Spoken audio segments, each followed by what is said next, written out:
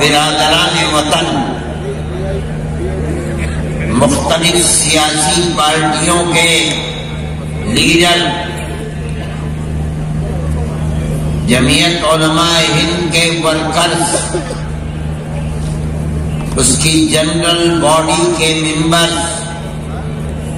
اور اس عظیم الشان جلسے کے اندر حاضر ہونے والے بمبئی اور مہاراشٹر کے مختلف اضلاع سے آئے ہوئے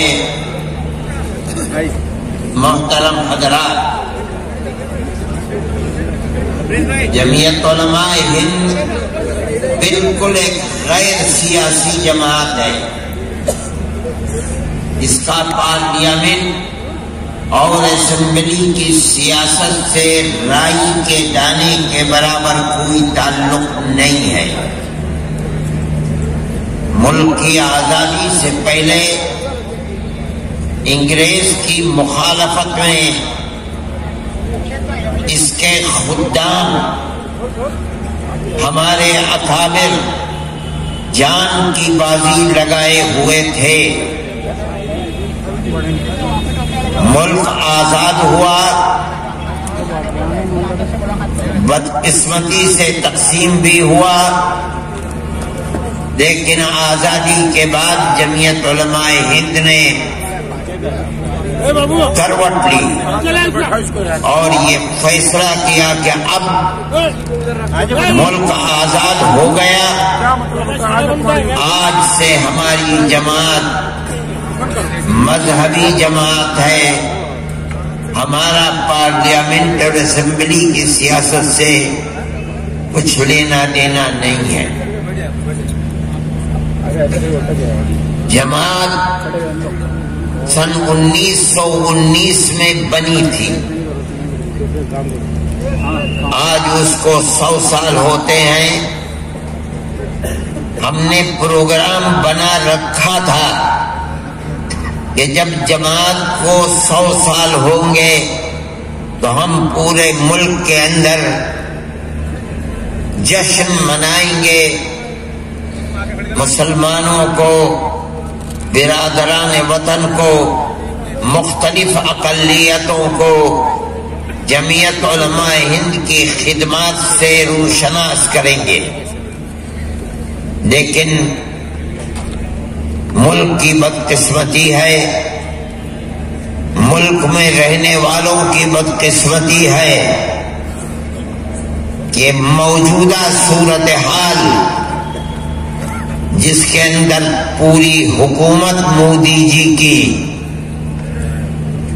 اقلیتوں کے اور دلتوں کے خلاف کھڑی ہوئی ہے، جو لوگ ہزارہ سال سے اس ملک کے اندر رہتے ہیں، ان کے پیروں کے نیچے سے زمین نکال کر اپنا غلام بنانے کی پالیسی پر چل رہی ہے۔ ملک میں کروڑوں آدمی، سینکڑوں کروڑ اس وقت اپنے مستقبل کی فکر کرنے پر لگے ہوئے ہیں۔ ان حالات کے اندر کسی جشن کا موقع نہیں تھا، اس لیے جمعیت علماء ہند نے یہ فیصلہ کیا کہ ہمیں 100 سالہ جشن ان حالات میں نہیں کرنا ہے۔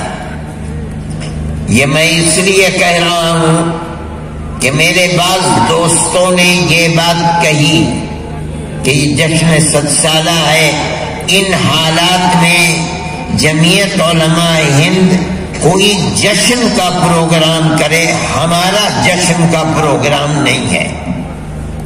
اگر کوئی یہ سمجھتا ہے تو وہ غلط سمجھتا ہے۔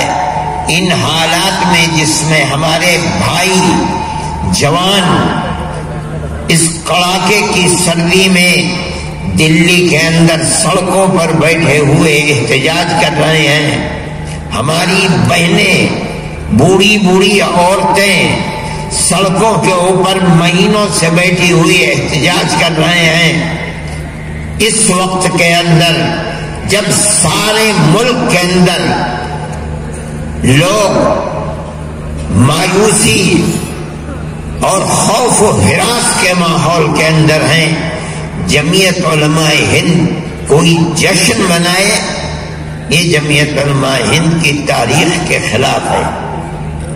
یہ تو وقت حکومت کی پالیسیوں پر ماتم کرنے کا وقت ہے، جشن کا وقت نہیں ہے۔ میرے بھائی، یہ تحفظ جمہوریت کانفرنس ہے۔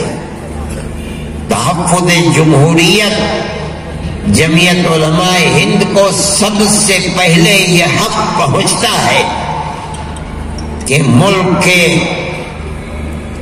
اگر کسی وقت کوئی پارٹی یا حکومت ملک کی جمہوریت اور سیکولرزم کے خلاف اپنی پالیسی بناتی ہے تو جمعیت علماء ہند سب سے پہلی اس کی حقدار ہے کہ وہ اس کے خلاف اپنی آواز کو اٹھائے۔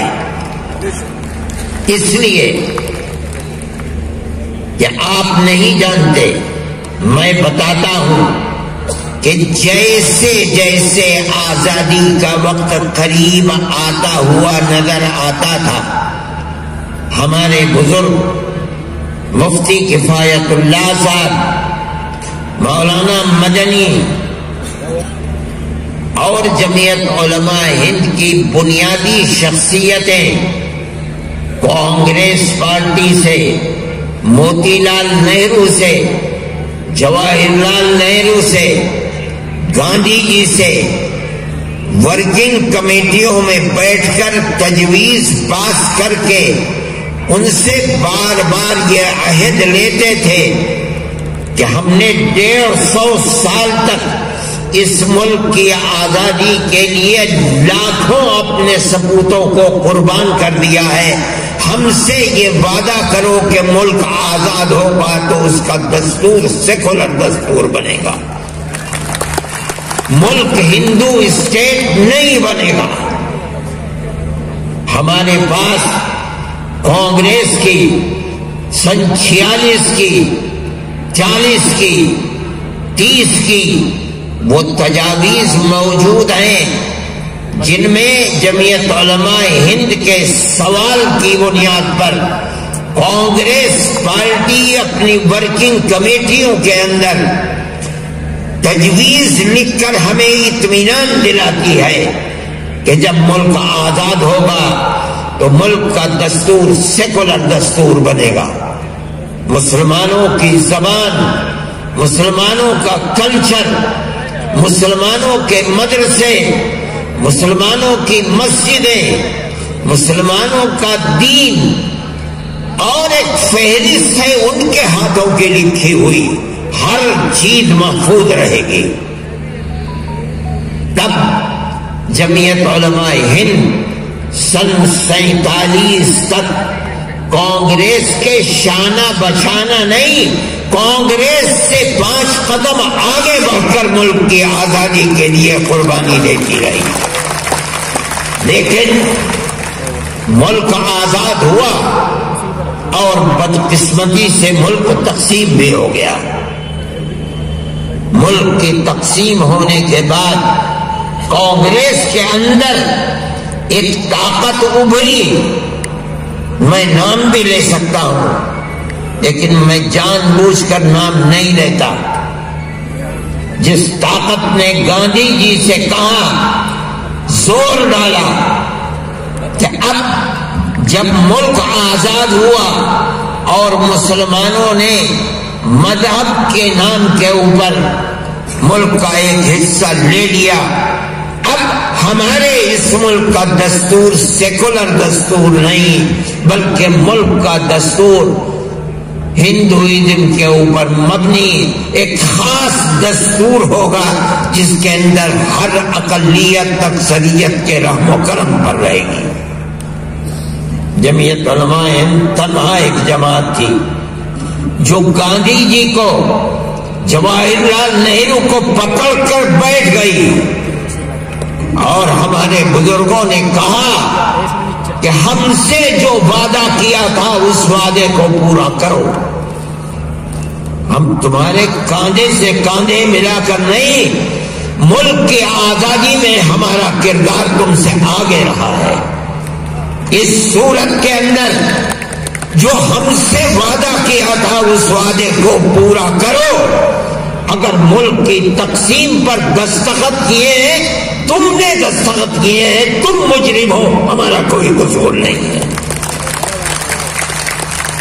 ہم نے اپنی پگڑیاں اچھلوائی ہیں، اپنی ٹوپیوں کو جوتوں کے نیچے رونتے ہوئے دیکھا ہے. ہم سے ہمارے بھائی کہتے تھے کہ تم ہندوؤں کے پٹھو ہو، تم پاکستان کے مخالف ہو. سب کچھ ہوا، مگر ہمارا جو نقطۂ نظر تھا ہم اس نقطۂ نظر سے 1 انچ پیچھے نہیں ہٹے. تم پیچھے ہٹے ہو. ہم سے جو وعدہ کیا تھا اس وعدے کو پورا کرو. تنہا جمعیت علماء ہند کی کوئی پارٹی مسلمانوں کے اندر تو تھی ہی نہیں. وہ کہ امتحان کا وقت تھا، شریف لوگ تھے. جمعیت علماء ہند کے اس مطالبے کے سامنے اپنے سر کو جھکایا اور ملک کا دستور سیکولر دستور بنا، جس کے اندر ہر اقلیت کو، چاہے وہ کوئی بھی اقلیت ہو، دستوری اعتبار سے ہر اقلیت کو اپنے مذہبی تشخص اور نشانی کے ساتھ ملک میں آزادی کے ساتھ زندہ رہنے کا حق دیا گیا. یہ جمعیت علماء کا کردار ہے تحفظ جمہوریت کے اندر.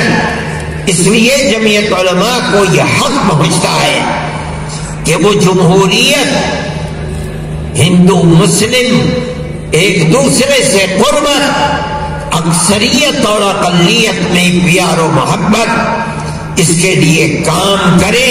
اور اگر کوئی پارٹی اقتدار پر بیٹھ کر اس راستے سے دائیں بائیں ہوتی ہے تو جمعیت علماء سب سے پہلی وہ جماعت ہوگی جو اس کو ہدف ملامت بنائے گی، تنقید کرے گی. ہمیں یہ حق پہنچتا ہے. ہم آج اسی جگہ کھڑے ہوئے ہیں.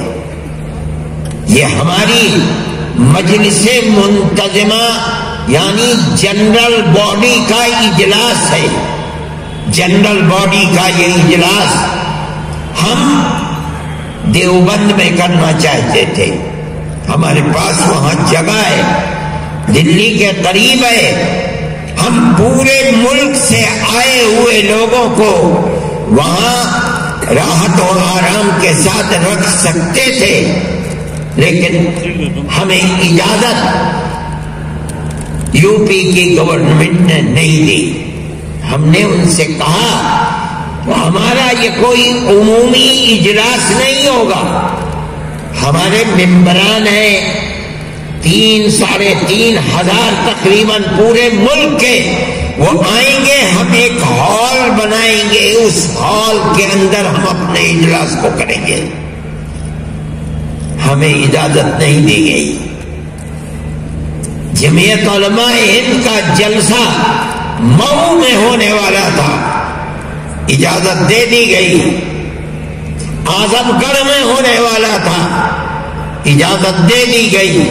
لیکن عین تاریخ سے 2-4 دن پہلے کینسل کر دیا گیا. جب وہاں کے سیاسی حلقے کے لوگوں نے ایڈمنسٹریشن پر زور دیا تو انہوں نے برملا یہ بات کہہ دی کہ جمعیت علماء کے صدر کو نہ بلاؤ تو ہم جلسے کی اجازت دے دیں گے.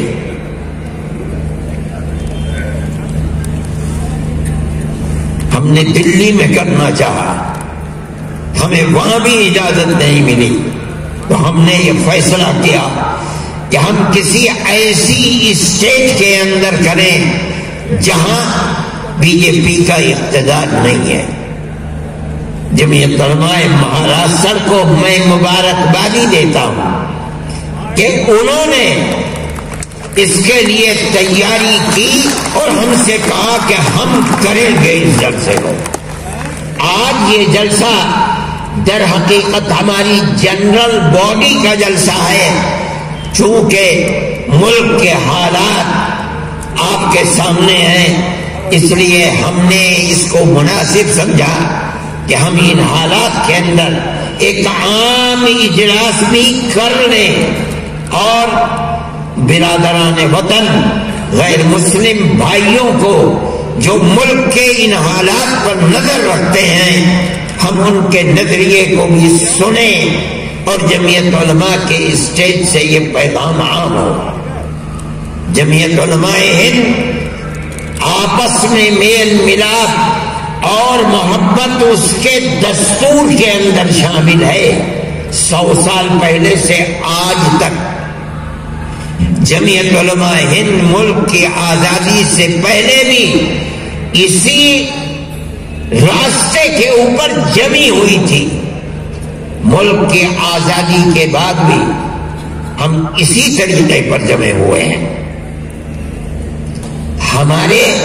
ہماری پالیسی کے اندر ہندو مسلم تفریق نہیں ہے۔ ہم یہ سمجھتے ہیں کہ ہندوستان کے مسلمان اور ہندوستان کے ہندوؤں کے باپ دادا ایک ہی تھے۔ یہ الگ بات ہے کہ ایک باپ کی 5 اولاد ہے، کسی کو اسلام اچھا لگا وہ مسلمان ہو گیا، کسی کو سکھ دھرم اچھا لگا وہ سکھ بن گیا، کسی کو بدھ دھرم اچھا لگا وہ بدھ بن گیا، کسی کو اپنے باپ دادا کا دھرم ہی اچھا لگا وہ اپنے باپ دادا کے دھرم پر رہا۔ لیکن ہندوستان کی قوم کے اندر یہ لچک تھی کہ اپنے مذہب کی بنیاد کے اوپر نہ ان میں بھید بھاؤ تھا، نہ لڑائی اور جھگڑا تھا، ایک دوسرے کے دکھ سکھ میں شریک رہتے تھے۔ ایک ہی گاؤں کے اندر ایک باپ دادا کی اولاد ایک محلے کے اندر مسلمان، دوسرے محلے میں آج سے نہیں سینکڑوں سال سے رہتے ہیں۔ یہ ہمارے ملک کا معاشرہ تھا، ہم اسی طرح زندہ چلے آ رہے ہیں۔ آج ملک کی یہ بدقسمتی ہے کہ مذہب کے نام کے اوپر ملک کو تقسیم کیا جا رہا ہے۔ کیا قصور ہے؟ کیا بات ہے؟ کبھی یہ آواز اٹھی کہ گھر واپسی کے لیے کیا مطلب ہے؟ سارا مسلمان اپنے مذہب کو چھوڑ کر گھر واپس آ جائے، ہندو بن جائے۔ ایسا لگتا ہے کہ انہوں نے اپنی ماں کا دودھ پیا تھا، مسلمانوں نے ماں کا دودھ نہیں پیا۔ اس کا مطلب ہے کہ یہ بدقسمت پارٹی ملک کے اندر گلی گلی کوچے کوچے مسلمان اور ہندو کا خون بہانا چاہتی ہے۔ جمعیت علماء اس کے خلاف ہے۔ وہ چیز ختم ہوئی، موب لنچنگ کا مسئلہ شروع ہو گیا، مسلمان سب سے زیادہ اس کا شکار ہوئے اور سب سے زیادہ موب لنچنگ کا شکار جھارکھنڈ کے اندر ہوا۔ ایسا لگتا تھا کہ ملک کے اندر کوئی قانون نہیں ہے۔ ہم نے بار بار یہ بات کہی کہ اس کے خلاف قانون بناؤ۔ جہاں تک ہماری آواز جا سکتی تھی ہم نے وہاں تک اپنی آواز کو پہنچایا، لیکن اس کے خلاف قانون نہیں بنایا گیا۔ یہ صورتحال ملک میں کبھی نہیں ہوئی تھی، لیکن ہوئی۔ مسلمان کا خون بہتا رہا اور جھارکھنڈ میں سب سے زیادہ بہا۔ میں نے اپنے خطبہ صدارت میں اس کی تفصیل بیان کی ہے۔ کوئی قانون نہیں بنایا گیا، لیکن میں کہتا ہوں کہ جس دن سے بی جے پی کا جھارکھنڈ میں منہ کالا ہوا ہے، بی جے پی کا نہیں، بی جے پی کے چیف منسٹر کا بھی منہ کالا اس دن سے آج تک کوئی موب لنچنگ نہیں ہوئی ہے۔ اس کا مطلب یہ ہے کہ موب لنچنگ ہو نہیں رہی تھی۔ بدقسمت ہے وہ پارٹی جو اپنے اقتدار کی کرسی کے لیے موب لنچنگ کرا رہی تھی۔ ختم ہو گیا۔ آج کہاں ہے موب لنچنگ؟ ملک کے اندر پتہ ہی نہیں چلتا کہ موب لنچنگ بھی کوئی چیز ہے۔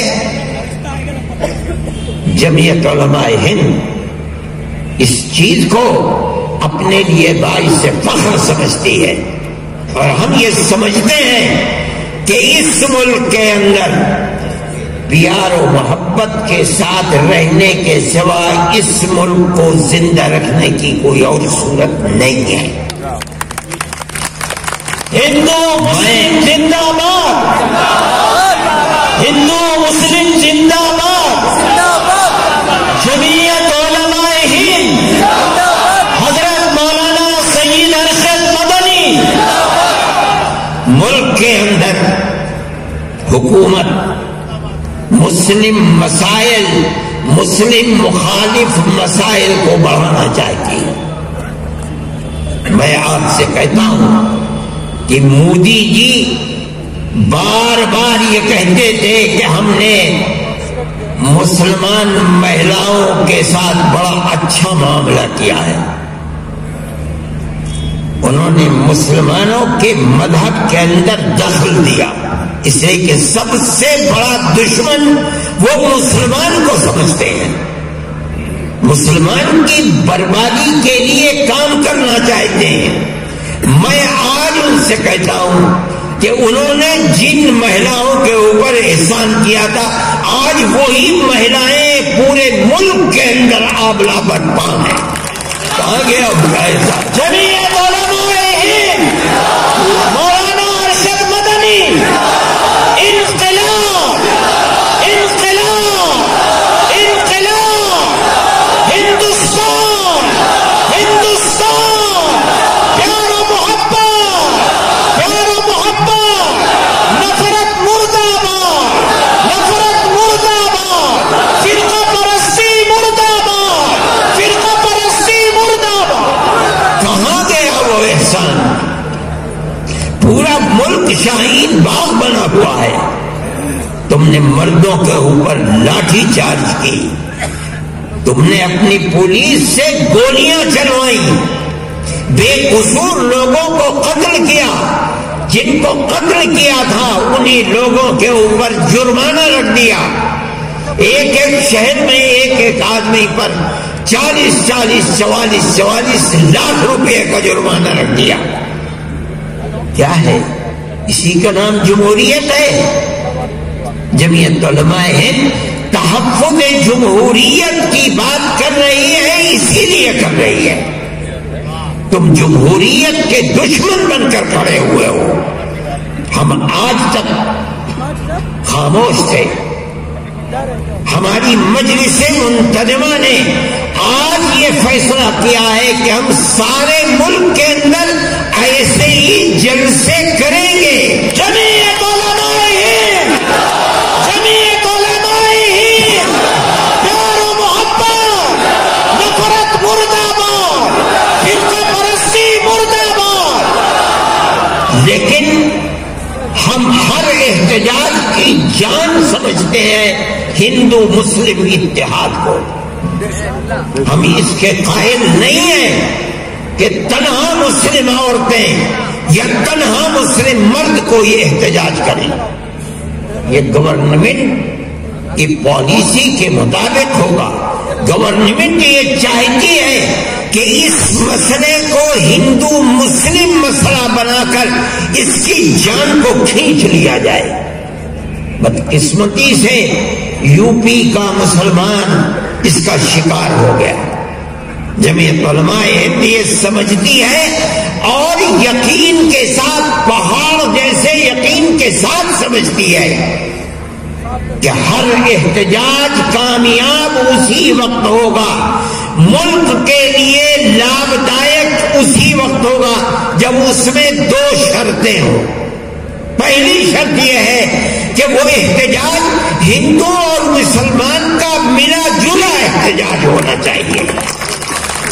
دوسری شرط یہ ہے کہ پرامن احتجاج ہونا چاہیے. اگر احتجاج ان دو شرطوں کے ساتھ ہے، جمعیت علماء اس کے ساتھ کھڑی ہوئی ہے. اور اگر تنہا مسلمان کا احتجاج ہے، ہم اس تنہا مسلمان کے احتجاج کو یہ سمجھتے ہیں کہ وہ بی جے پی گورنمنٹ کی تائید میں ہے، ملک کی تائید میں نہیں ہے. میں اس بات کو عام کرتا ہوں. ہم جہاں اجلاس کریں گے ہمیں امید ہے کہ 50,000 اور لاکھوں آدمی آج کی طرح اس اجتماع میں شریک ہوں گے. ہم یہ بات کہیں گے انشاءاللہ، ہندو مسلم اتحاد کے بغیر کامیابی ہندوستان میں نہیں ہو سکتی. یہ ہمارا نظریہ آج کا نہیں ہے، 100 سال پرانا نظریہ ہے. ہم پہاڑ کی چٹان کی طرح اسی نظریے کے اوپر کھڑے ہوئے ہیں. جمعیت علماء نے کام اسی بنیاد پر کیا ہے. ہم نے آسام کے اندر جہاں بی جے پی گورنمنٹ نے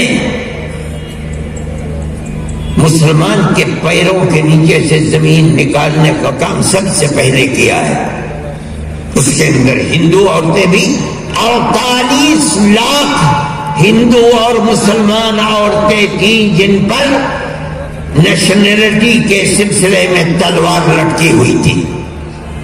ہم نے حکومتوں سے بات چیت کرنی چاہیے، مگر ہم نے آخر میں یہ سمجھا کہ اگر کہیں کوئی کرن انصاف کی نظر آتی ہے تو وہ صرف اور صرف سپریم کورٹ میں نظر آتی ہے. سپریم کورٹ کے جو سب سے بڑے جج تھے گوگوئی، وہ خود آسام کے رہنے والے تھے. ہمیں بڑے خطرات تھے، ہم نہیں سمجھ پا رہے تھے کہ ہمیں انصاف ملے گا، لیکن اس کے سوا کوئی چارہ کار بھی نہیں تھا. جمعیت علماء ہند نے سپریم کورٹ کے دروازے کو کھٹکھٹایا. تنہا مسلمان عورتوں کے لیے نہیں، اگر 48 لاکھ کے اندر 28 لاکھ مسلمان عورتیں تھیں تو 20 لاکھ اس کے اندر ہندو عورتیں بھی تھیں. جمعیت علماء ہند، مولانا ارشد مدنی، ہم کورٹ کے اندر گئے اور ہم نے دلی کے بڑے سے بڑے وکیل کی خدمات کو حاصل کیا، جن کی ایک ایک دن کی فیس 15 لاکھ روپے ہوتی تھی. ہم نے لا کر ان کو عدالت میں کھڑا کیا. ہمیں اللہ کے کرم سے سب سے بڑا سہارا وہی انسان کے لیے ہو سکتا ہے. ہم کہتے ہیں کہ 100% نہیں، 101% ہمیں ہمارا حق ملا. جمعیت علماء ہند کوئی ایسی جماعت نہیں ہے کہ جو تنہا مسلمانوں کے لیے کام کرے، ہندوؤں کے لیے نہ کرے. ہم جو کام کرتے ہیں مذہب سے اوپر اٹھ کر کہتے ہیں. ہمیں یہ حق حاصل ہے کہ ہم آج بھی برادران وطن کو دعوت دیں، کہیں آؤ اس گھڑی کے اندر تلوار تنہا مسلمان پر لٹکی ہوئی نہیں ہے، جس طرح مسلمان پر لٹکی ہے دلتوں کے اوپر بھی اسی طرح لٹکی ہے. ہمارے ساتھ آؤ، کھڑے ہو. ہمیں اس کی خوشی ہے کہ ہندو اور ہندو پارٹیاں بھی اپنے نظریے کو تبدیل کر رہی ہیں، ہمارے ساتھ آ رہی ہیں. ہم یہ سمجھتے ہیں کہ مستقبل کے اندر ملک کے لیے یہ ایک بہترین راستہ ہے. آج نہیں تو کل نہیں تو پرسوں اگر یہ دو طاقتیں مل جائیں گی گورنمنٹ کو پیچھے ہٹنا پڑے گا. ہندو مسلم اتحاد زندہ باد، ہندو مسلم اتحاد زندہ باد، زندہ باد. ہم نے جو کام کیا ہے جمعیت علماء نے وہ مذہب سے اوپر اٹھ کر کیا ہے.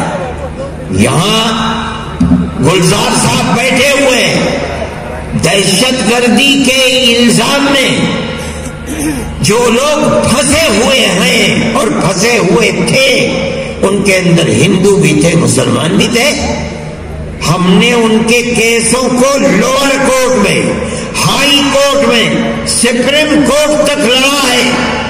وہ بھی تھے کہ جن کو عمر قید کی سزا ملی تھی، ان میں وہ بھی تھے جن کے اوپر لوور کورٹ اور ہائی کورٹ میں پھانسی کی سزا دے دی گئی تھی.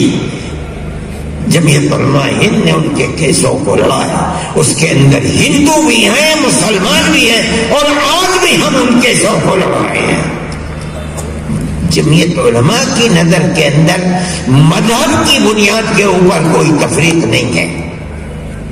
ہم نے ابھی پچھلے دنوں سیلاب کی زد میں کیرلا کے اندر آنے والے لوگوں کے لیے مکانات بنائے. ایک مکان 4 لاکھ روپے میں.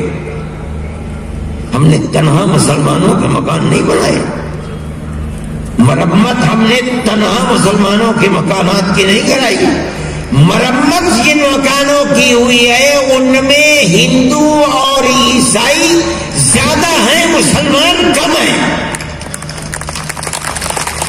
جن مکانوں کو ہم نے بنایا ہے ان کے اندر ہندو بھی ہیں، مسلمان بھی ہیں. مصیبت مذہب دیکھ کر نہیں آتی، مصیبت آئی ہے ہمارا مذہبی فریضہ ہے مسلمان کا. میں کہتا ہوں مذہبی فریضہ ہے. قرآن و حدیث کی تعلیم ہے کہ ہر مصیبت میں پھنسے ہوئے انسان کی مصیبت کو دور کرنا مسلمان کا فرض ہے، چاہے مذہب کچھ بھی ہو.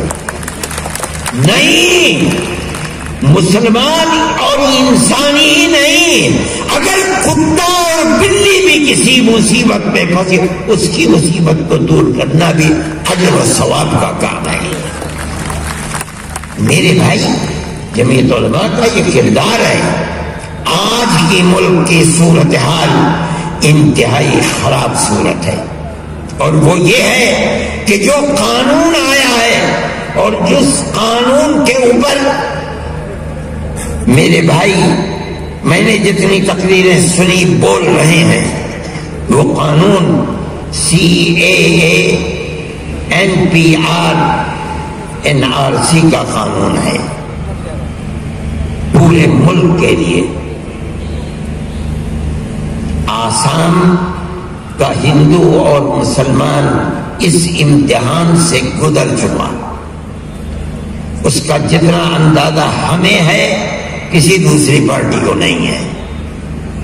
ہم جانتے ہیں اس لیے کہ جمعیت علماء آج سے نہیں، تقریباً 50 سال سے آسام کے اس مسئلے کے اندر رات اور دن شریک رہی ہے. یہ سمجھا جاتا تھا، وہاں کی فرقہ پرست پارٹی BJP یہ سمجھتی تھی کہ ہم 70-80 لاکھ مسلمانوں کو ووٹ کے حق سے محروم کر دیں گے.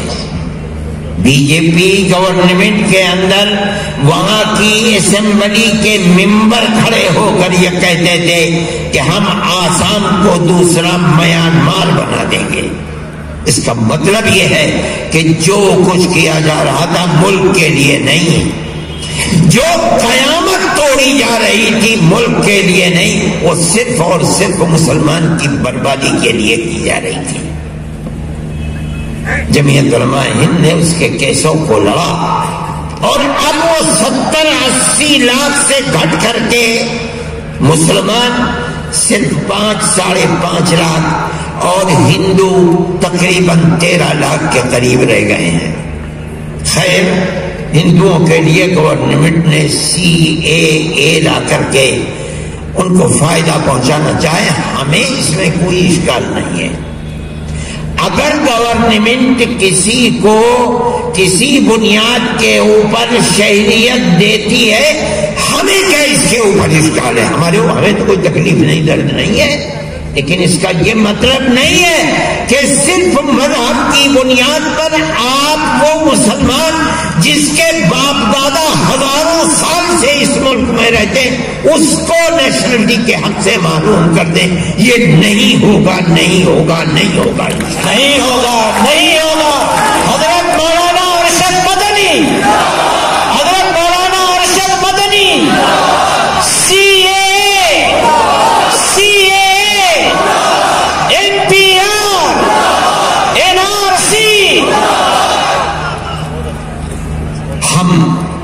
جمعیت علماء ہند اس سلسلے کے اندر آگے بڑھ رہی ہے. ہم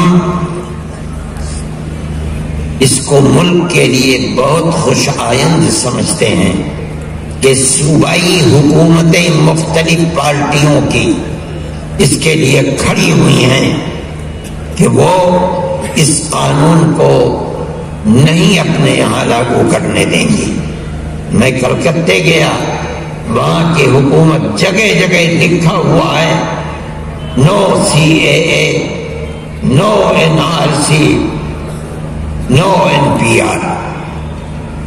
میں کیرلا گیا، وہاں کی حکومت. میں پنجاب میں گیا، میں نے سنا پنجاب کے اندر، مجھے جانا نہیں ہوا کہ وہاں کی حکومت نے بھی ریجیکٹ کر دیا. قطع نظر اس کے کہ آیا یہ صوبائی حکومتیں اپنے اس اعلان میں کامیاب رہ سکتی ہیں یا نہیں. میں یہ تو کہتا ہوں کہ اس قانون کے خلاف ہندو مسلم کے اندر نفرت تو پائی جاتی ہے. اسی نفرت کا نتیجہ ہے کہ جھارکھنڈ کے اندر BJP کو زمین چاٹنی پڑی، دلی کے اندر BJP کو زمین چاٹنی پڑی ہے. میں اس چیز کو ملک کے لیے بڑی خوش قسمتی سمجھتا ہوں. یہ تنہا مسلمان کا کام نہیں ہے. اگر ہندو اور مسلم اتحاد نہ ہوتا کبھی یہ نتیجہ نہیں آ سکتا تھا. ہندو مسلم اتحاد، ہندو مسلم اتحاد. کالا قانون واپس لو، کالا قانون واپس لو.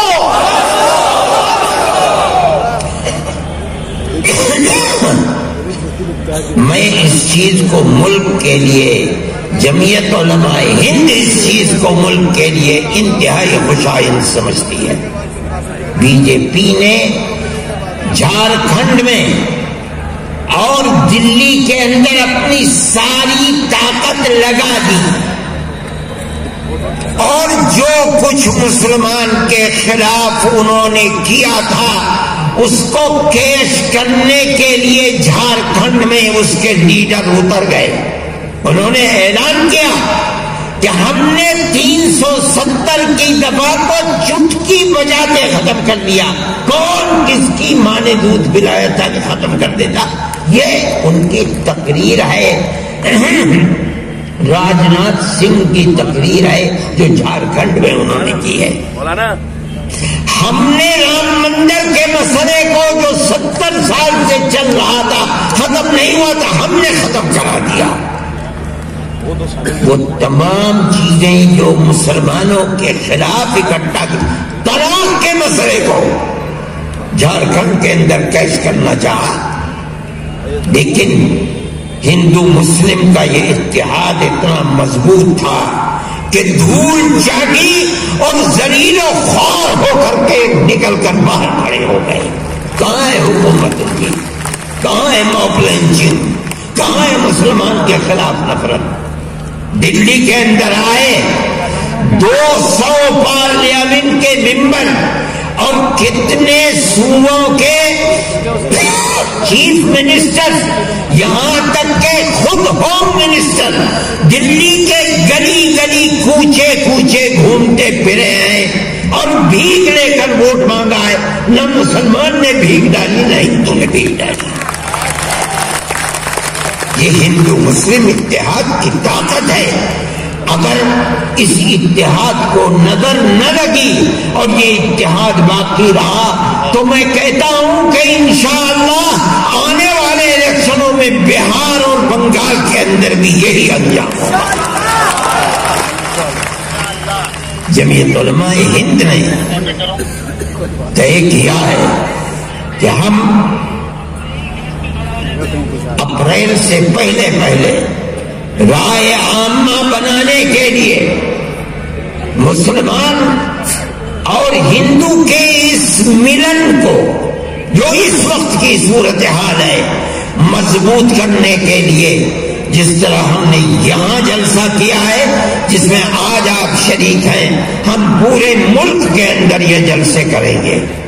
اور ہم یہ سمجھتے ہیں کہ ہماری گتھی سلجھ نہیں سکتی جب تک یہ اتحاد مضبوط نہیں ہوگا۔ یہ سمجھنا کہ جھارکھنڈ اور دلی کے اندر یہ نتیجہ تنہا مسلمان نے دیا ہے، غلط ہے۔ یہ ہندو مسلم اتحاد کا نتیجہ ہے، اور یہ اتحاد رہے گا تو ملک چلے گا۔ اگر یہ اتحاد ختم ہوگا تو ملک برباد ہو جائے گا۔ جمعیت علماء ہند کا یہ مطالبہ ہے، اور پوری قوت کے ساتھ مطالبہ ہے کہ حکومت اگر ملک کی وفادار ہے تو ہم کہتے ہیں، بابا کے دور کہتے ہیں کہ اس قانون کو واپس لو، ختم کرو۔ رہ گئی جن گننا مردم شماری، جس طرح سن 51 سے 2011 تک ہوتی رہی، کرو مردم شماری، ہم تمہارے ساتھ ہیں۔ ایسی مردم شماری جس کے اندر تم پرائمری اسکول کے ٹیچر سے لے کر کے اوپر تک ہر آدمی کو یہ اختیار دے دو کہ وہ سروے آفیسر بن کر جس کے نام کے ساتھ چاہے ڈاؤٹ فل کی نشانی لگا کر اس کے خاندان، اس کے بچوں کی زندگی کو برباد کر دے، بغیر کسی دلیل کے ہم اس قانون کے ساتھ نہیں ہیں۔ یہ جمعیت علماء ہند کا فیصلہ ہے، اور ہم اس کے لیے کام کریں گے، آگے بڑھیں گے انشاءاللہ۔ ہم نے یہ فیصلہ کیا ہے، ہم برابر اس کو کرتے رہیں گے۔ ہمیں یقین ہے کہ اگر حکومت کرنی ہوگی تو گورنمنٹ پیچھے ہٹے گی، پیچھے ہٹنا پڑے گا۔ ملک کے اندر جنتا کی طاقت سب سے بڑی طاقت ہے۔ یہ ہمارا ووٹ ملک کے اندر حکومتیں بناتا ہے، ہمارا ووٹ ملک کی حکومتوں کو گراتا ہے۔ یہی جمہوریت کی طاقت ہے۔ ہماری اس طاقت کے سامنے جھکنا پڑے گا، مگر شرط اولی یہی ہے کہ یہ طاقت میرے بھائی اتحاد سے بنتی ہے، اختلاف سے کبھی نہیں بنے گی۔ مولانا ارشد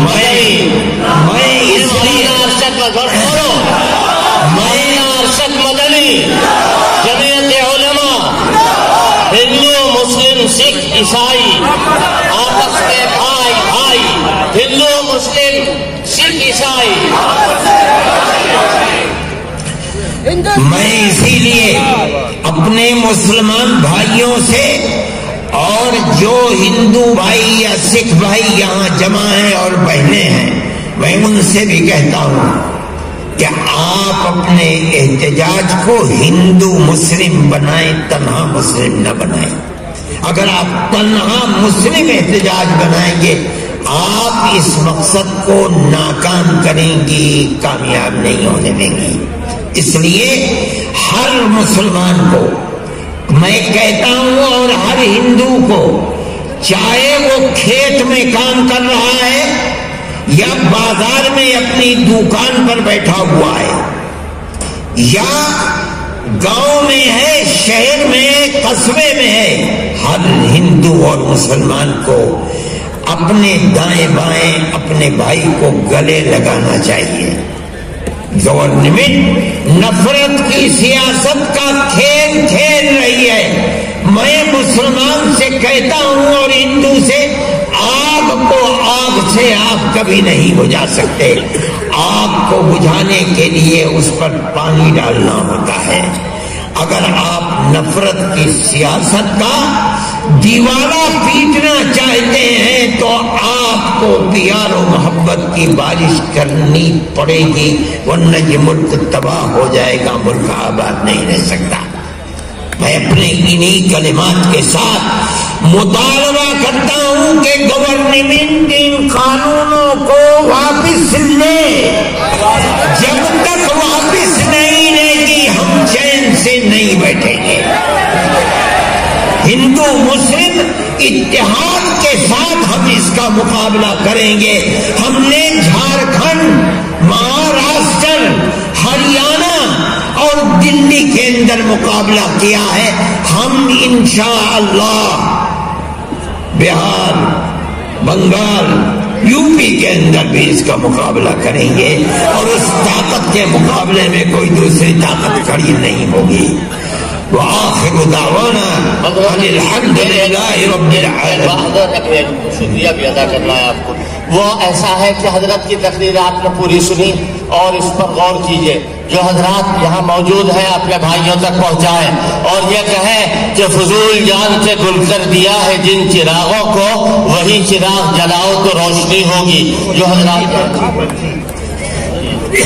حضرت یہ پولیس کے جو ذمہ دار ہیں یہاں، میں اور سب کا شکریہ۔ سب سے پہلے جمعیت علماء مہاراشٹر کا، پھر اپنے ان جگری دوستوں کا جنہوں نے اس اجلاس کے اندر رات اور دن ایک کر کے آنے والے مہمانوں کی خدمت کی ہے، اور اس کے ساتھ ساتھ میں اس ایڈمنسٹریشن کا اپنے دل کی گہرائیوں سے شکریہ ادا کرتا ہوں جنہوں نے خاص طور پر اس جلسے کے نظم و نسق کو قائم رکھنے کے لیے محنت کی ہے، اور میں اپنے ان سب ہندو بھائیوں کا، خواتین کا شکریہ ادا کرتا ہوں جنہوں نے اس جلسے کو کامیاب کیا ہے، اور اپنے ہندو مسلم اخوت و ہمدردی کے لیے اپنے تقریر کے اندر اس کا ذکر کیا ہے، اور میں میڈیا والوں کا بھی شکریہ ادا کرتا ہوں۔ اگرچہ ان حالات کے اندر لوگ میڈیا کی شکایت کرتے ہیں، لیکن مجھے کوئی شکایت نہیں ہے، اس لیے کہ میں نے جو اخبارات کو آج دیکھا ہے اور میڈیا کے بارے میں جو میں نے سنا ہے، الیکٹرانک میڈیا کے بارے میں، میرا دل ٹھنڈا ہے۔ میں اپنے دل کی گہرائیوں سے آپ کا شکریہ ادا کرتا ہوں۔ اللہ ہمارے اس ملک کو کے اندر امن و امان کو قائم رکھے۔ اس ملک کے اندر جو لوگ نفرت کے بیج بو رہے ہیں، اللہ تعالی ان کو خائب و خاسر اور ذلیل و رسوا فرمائے۔ اللہ تعالی ہماری پرانی تاریخ کو اللہ تعالی پیار و محبت کی زندہ و جاوید فرمائے۔ میں اسی کے ساتھ ساتھ صوبائی سرکار محترم اسلم شیخ صاحب، اسی طرح میرے وہ بھائی جو سامو صدیق مسافر خانے کے چیئرمین ہے، کیا نام ہے، حاجی بشیر موسیٰ پٹیل صاحب، میں ان سب کا دل کی گہرائیوں سے شکریہ ادا کرتا ہوں۔ حقیقت یہ ہے کہ میرے پاس الفاظ نہیں ہے، جو مہمان آئے میں ان کا بھی شکریہ ادا کرتا ہوں۔ اللہ سب